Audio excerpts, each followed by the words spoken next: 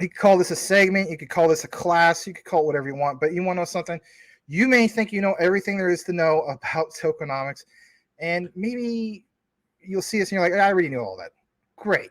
There's a lot of people who don't. So let's start the segment, tonight's class segment, where you want to call it, tokenomics.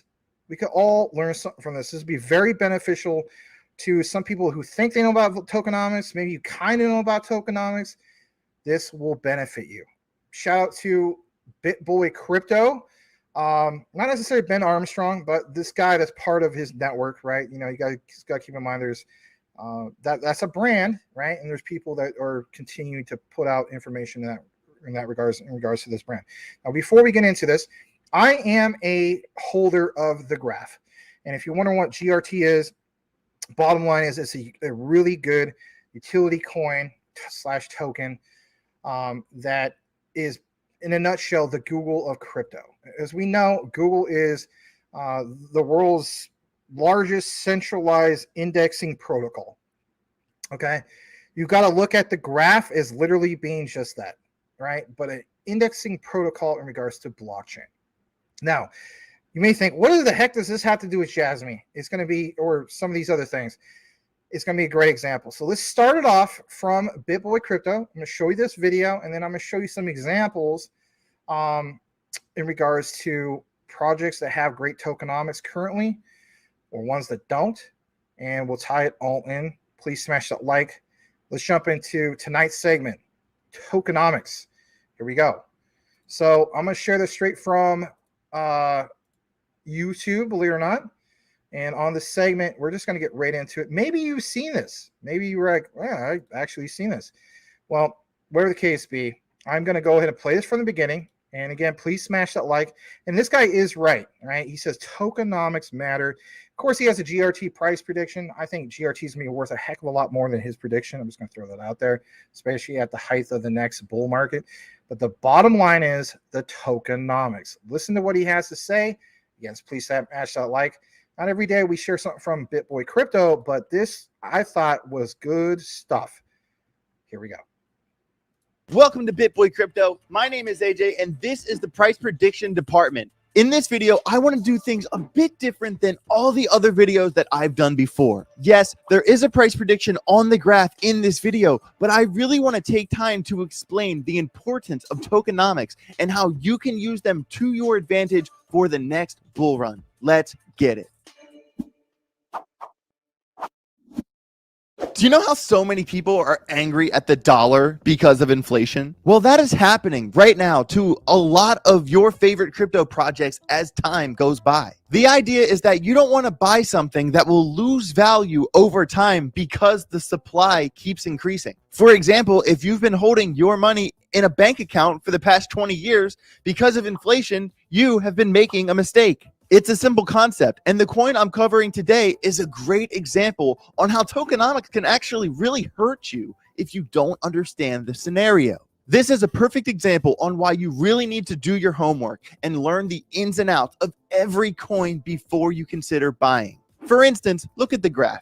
It put its previous all-time high back in February of 21 at $2.88. And at the time, its supply was a little over 1.2 billion. If you didn't know what was about to happen to the graph supply and you held that coin all through 2021, not understanding its tokenomics is why you lost value.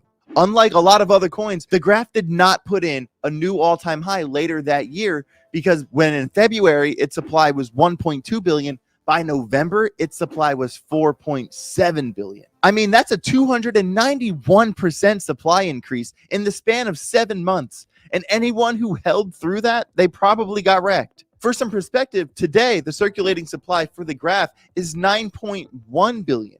And if it ever wants to get back to that $2.88, the market cap is going to have to do a lot more work. I mean, the fact that the graph is only 9 cents right now is pretty crazy, you know? I mean, diamond hands are one thing, but knowing the tokenomics of your bags is another. We will circle back to that in a bit, but these are the things you need to look at for every single coin before you consider FOMOing in. To start off, obviously, you need to look at its circulating supply, or how many coins are in circulation right now. Then you need to look at the coin's max supply, or how many coins there will ever be. Ideally, you want the circulating supply to be closer to the max supply. Personally, I really like focusing on the projects that are at least 80% vested or better, as in 80% of the max supply is already in circulation. And that's because in these situations, you don't have to worry about inflation like you would in a lot of other projects. When the market cap of any coin goes up, you want the price to go up, not be in a situation where the market cap has to chase the supply up the hill. Off the top of my head, 3 coins with really good tokenomics are VeChain, Matic, and Quant. There are many more than that, obviously, but it is your job to do your homework and learn the ins and outs of all the coins you're thinking about buying. And with all that said, I really want you to be careful of the coins that do not have a max supply. These are coins like Ethereum, Solana, Polkadot, The Graph, and Dogecoin. In these situations, the supply can just keep inflating and continue going up and up for forever. I'm not saying these coins won't pump, and it's a case-by-case basis. And it's our job to figure out what the supply will be, like how much it's going to grow between now and the projected all-time high of November 2025. And that is based off the Bitcoin halving cycle. And with the coins that don't have a max supply, unless there's a serious push to make the coin deflationary, like with Ethereum, for example, that's where you're going to run into some issues. For example, Dogecoin doesn't have a max supply, and roughly 14 million new coins are added to circulation every day. And that's pretty terrifying when you think about it. Also, you really got to be careful of the coins that are not even close to their max supply, like less than 25% vested, for example. Off the top, these are coins like Optimism, Filecoin, and Aptos. Just like the coins without max supplies, I mean, you can hold them. You'll probably still be profitable. They can still pump, but you need to figure out how many coins are going to be added by the time we get to the next bull run. That is paramount. Like, so what if a coin is only 20% vested? What matters is how much more the supply is going to grow in 2 years. A 10 to 20% supply increase is one thing, but a 50 to 60 supply increase, that's another, especially if you're DCAing into that coin now. In these situations, I really like using the website's token unlocks and token terminal to figure out the vesting schedule. For example, looking at these websites and seeing these vesting schedules, that would have been a really big help for anyone holding the graph back in February of 21. If they would have saw this chart, they would have bailed out immediately. But how bad is this scenario now? Using this vesting schedule, you can see here by November of 2025, the graph will have a supply of around 9.56 billion. So yeah, the graph supply went crazy in 2021, but now all the token unlocks for the team and the early backers, that's all basically over now. And based off this chart, assuming it's correct, the graph supply is only going to increase about 5% between now and the next bull run. That's not as bad of a situation as it was before. And I'm kind of feeling bullish. I mean, you see how the chart right here kind of curves off at the top and it's not going up aggressively like it was before? That's because once the team and all the early backers are paid off, the graph's normal issuance rate is only about 3%, and they burn about 1% of the supply every year. Even though the graph doesn't have a max supply, things will be much more calm for the graph's inflation scenario here on out. Okay, there's more about this. Okay, so but I did see. I couldn't believe it. Some super chats came in, and my God, thank you so much. You guys do deserve to be recognized. And I will give you guys some great examples in regards to our tokenomics segment or class, or whatever you want to call it, here in a bit. This guy obviously, gives you some examples. I'm gonna play the last part of this, and then I'm gonna pause it because you don't really need to know about like what his projections are on the graph. You can look more into that yourself. I'll play the rest of this, and then we're going to get into why I decided to do this segment today. Please smash that like. I know it's quite the delay, but that's okay. This is recognizing our community, and you guys recognizing me, and that was so nice of you guys. So let's go ahead and play the rest of this, not all of it. All right, I'm going to pause in the key section. But again, tokenomics do matter. Smash that like. Let's hear the rest of this, and then we'll get into some examples I want to share with you guys on why all this matters. Okay, here we go. Other things you want to consider are the token allocation, aka the token distribution chart. These are always, the pie charts of which coins go where. This goes to the early backers, this goes to the team, this goes to the stakers, stuff like that. And generally, you want to see the projects that give more of the supply to the people and less to the team and the backers. The graph, for instance, put 57% of the supply to the backers, the early backers, and the team. Not the best scenario in my book. Also, more importantly, you really want to take a good look at the rich list, which is the percentage of the supply owned by the top holders. Sure, this matters a little bit less than inflation and the vesting schedule, but you still want to be aware of your surroundings and the likelihood of a few big whales dumping on all of the countless smaller holders. I really like the website coincarp.com to look at these situations. As you can see, the graph sort of has a kind of scary situation here, where out of their almost 139,000 holders, the top 10 wallets own almost 55% of the supply, and the top 100 wallets own 82% of the supply. Those things kind of freak me out, and this is why you really want to dig down and look at this stuff before buying heavily into these coins. I'm not saying it won't pump. I'm not saying I don't like the project, because I do. It's just scary. And for a comparison with tokenomics, this is really why I like the coin Quant so much. I mean, it's already 93% vested. They have a lot more holders than, say, the graph, and the top 100 wallets only hold 37% of the supply. And obviously, that's a much better scenario. And I know that this video is a little bit different than all the other ones I've done before, but I wanted to do less of a coin review and really share my secrets with you on why tokenomics are so important and what you really want to look for in a coin. I want to arm you with the right information so you can make an informed decision on the coins you buy. I want everyone here to win. And with that being said, let's take a quick look into the graph and get to the price prediction. So according to their website, the graph is the decentralized protocol that enables easy access to blockchain data. Many will refer to it as an indexing protocol, and some people will call it the Google of blockchain. Okay, hold on a second. So yeah, obviously you learn more about the graph, and I would highly encourage you to do that. I'm into the graph. I have been for a long time. It literally is just that it's the Google of crypto for a reason, right? Great opportunity, especially in a bull market for the graph. Now, I'm not saying you go out and buy the graph. You got to do what you got to do, right? But the graph, in my opinion, is a solid project with real utility and so on. Literally, it's like the Google of blockchain. As far as indexing protocol, if you understand all of that concept, I mean, you do, right? You use Google. Who doesn't, right? Maybe some of you guys don't, right? I get that. But you understand the gist of it, okay? So apply that to blockchain, okay? Yeah, his examples he gives about little over, like, pay attention to the ones that are like over 80% in circulation. Now, here's where I want to tie some of these things in regards to Jasmy, okay? So you saw, hopefully, at the beginning, and some of you guys, maybe you just didn't want to, sit through the whole thing. It's okay, all right? Again, here's the point. The point is understanding tokenomics. We talk about market cap. We talk about all sorts of things. Do you really truly understand tokenomics? And some of us do, and some of us don't. And it's okay. We all have different learning levels and so on. The point is to recognize good projects with real utility, in my opinion, and apply some of the things you saw from this guy of the Bitboy crypto network. I mean, whether you're for Bitboy crypto network or not, the point is it is a good example, okay? So what we're going to do is we shared the whole thing of what he mentioned in regards to Quant. Now, I'm going to share some other ones. I'm not going to just share Quant and so on.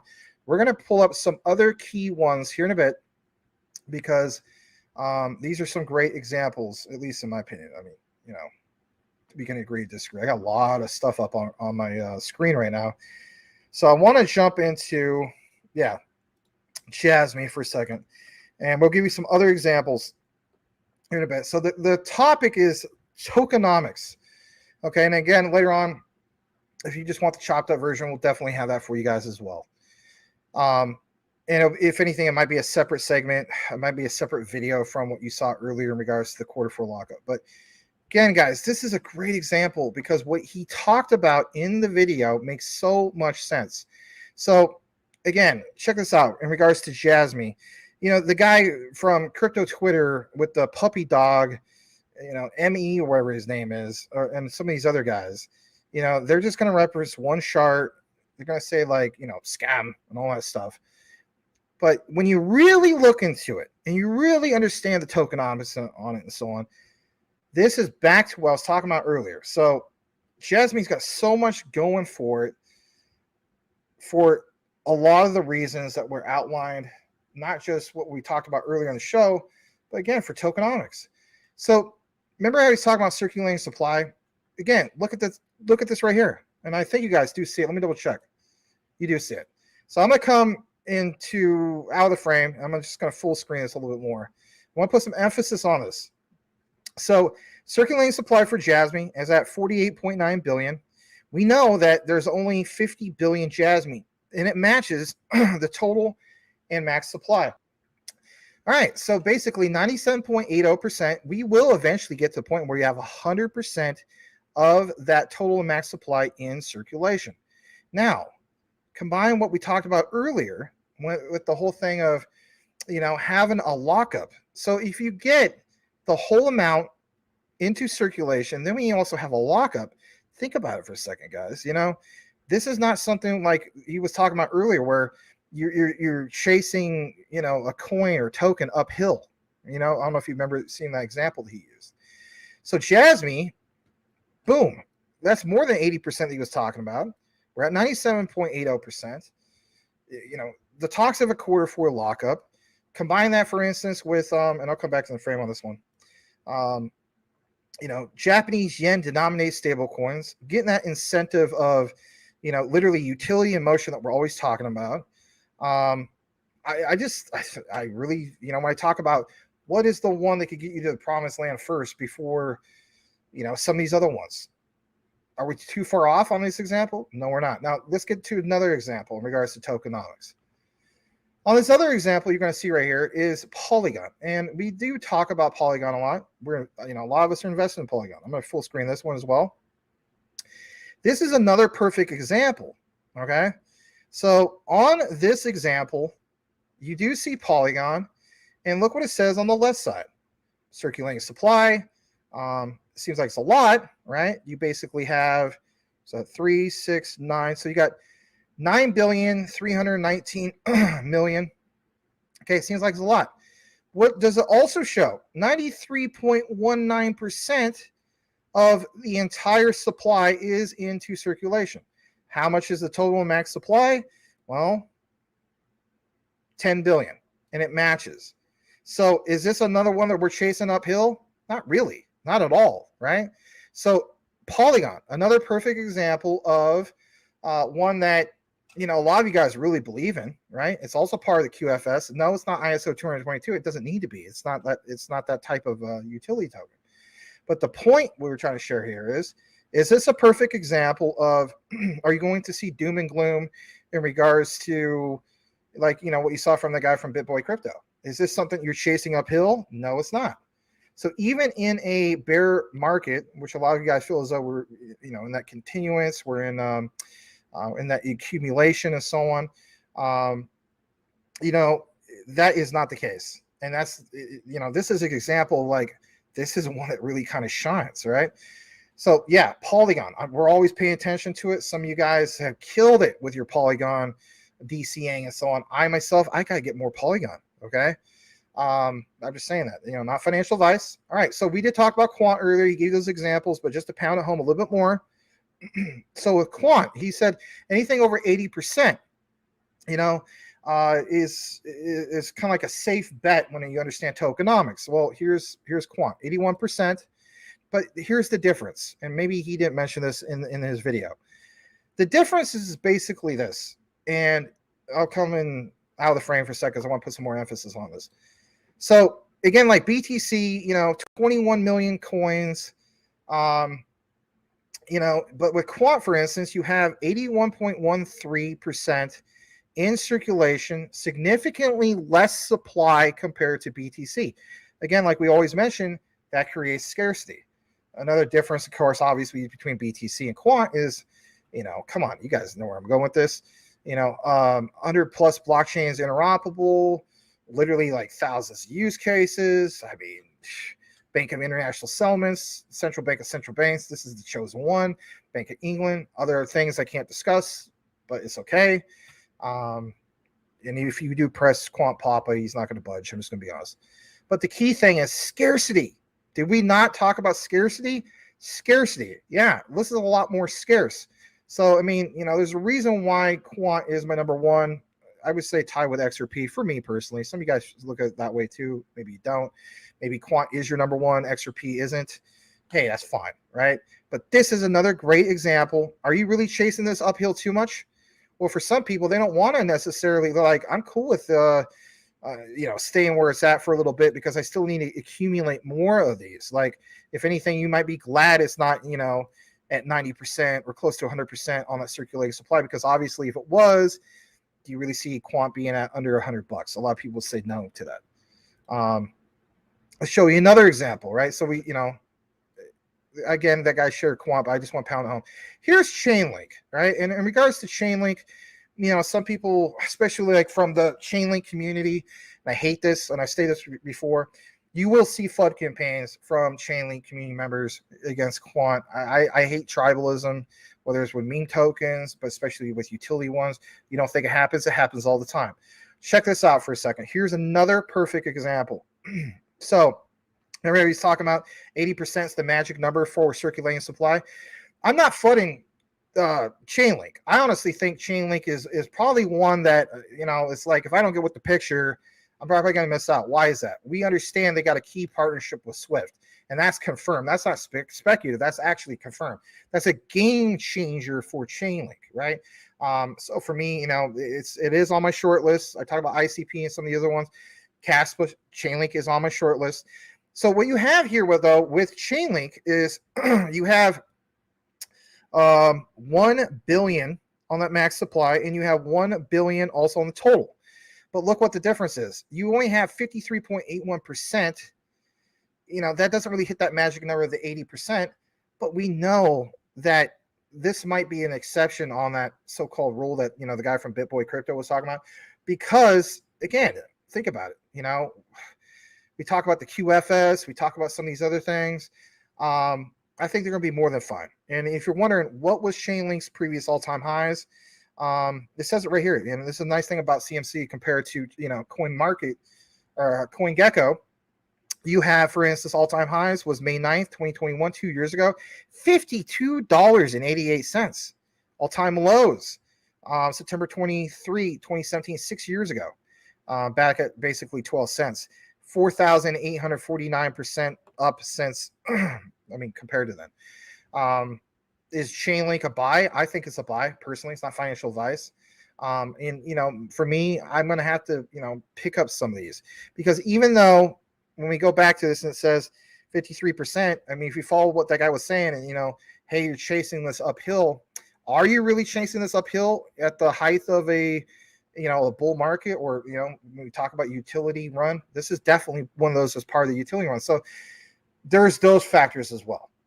All right, let's give you just a couple more examples. This is good stuff. We don't normally do this all the time on our show, and it's just, if anything, I wanted to give you guys something a little bit different for a change. Here's Hive. Investor Place highly recommends Hive all the time. That's what they recommend. I'm not into Hive, but I have considered it. So in regards to Hive, all right, why bring up this tokenomics example? Well, like you saw in the video, what he mentioned, you do have, for instance, the total supply max is what's in circulation. One could say, well, 100% of this is in circulation. True. What's the kicker here? The kicker here is that max supply is an infinite supply. There is no max supply. So could this be a case where you could very well continuously be chasing this? Yes. Is there good utility with Hive? Absolutely. Am I going to do a deep dive on Hive tonight? No, I'm not. But my point, what I'm trying to say is, I'm trying to show you guys examples of, there will be ones that will shine above other ones. Yes, Investor Place feels strong on it, but it's not that they feel very strong on this one. It's just one of their picks as part of their portfolio. I do think Hive will be more than fine, but are there better opportunities, is the way I'm looking at it. Are there better opportunities for other cryptocurrencies to get into that'd be a lot more significant than just like maybe a 4 or 5x or 10x and so on? Yeah, absolutely. Is that me fudding, if you're into Hive, fudding your bag? No, it's not me fudding your bag at all. They have a current market cap of 138,279,000. In the top 200, ranked 162, kind of like around where Jasmy is. But comparing Jasmy to Hive, no comparison. Come on, that risk to reward ratio, that ROI, night and day difference compared to Hive. And again, no disrespect to Hive, it's a good project, but you get where I'm going with it. I'm trying to give you guys examples to have you understand a little bit about this. All right, the last one that we want to share for you guys tonight. And shout out to Mr. Cool Cat Crypto. This is BSV, and this is a great example when it comes to tokenomics. Check this out for a second. On this one, I will come into the full screen just to put some emphasis on this one.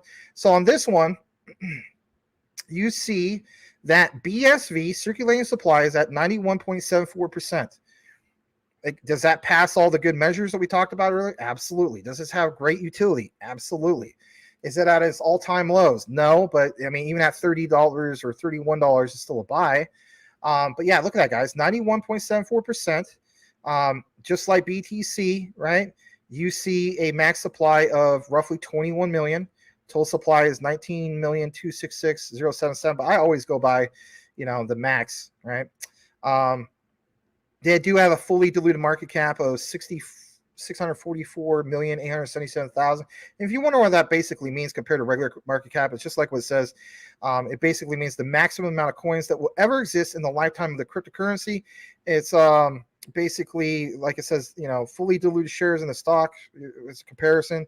The project did not submit this data, but the point is, yes, the maximum amount of coins that will ever exist in the lifetime of the current, they have like a ratio for it and so on. But yeah, fully diluted is 644,849,000.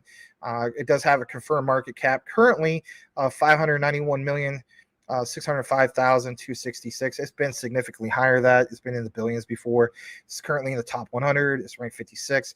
So it meets the criteria as far as like passing the test, if you will, on two different things. And if anything, a little bit more popular, or not popular, but a little bit more attractive compared to Quant. If you want to look at it from the perspective of circulating supply is more, right? Quant was like in the 80s. This one's at 91%. And then on top of that, like we're talking about, like, does it have also that scarcity? Absolutely. You know what I mean? Yeah, Quant has less tokens, but, again, this also has scarcity as well. And let's face it, it's also significantly less expensive. You're looking to buy more coins or tokens, Quant's tokens, but anyway, coins, tokens compared to Quant, right? So I thought I'd share this example as well. I'm trying to give you guys a broader perspective of how to look at some of these things. Again, a lot of you guys already know some of this stuff and some of you don't.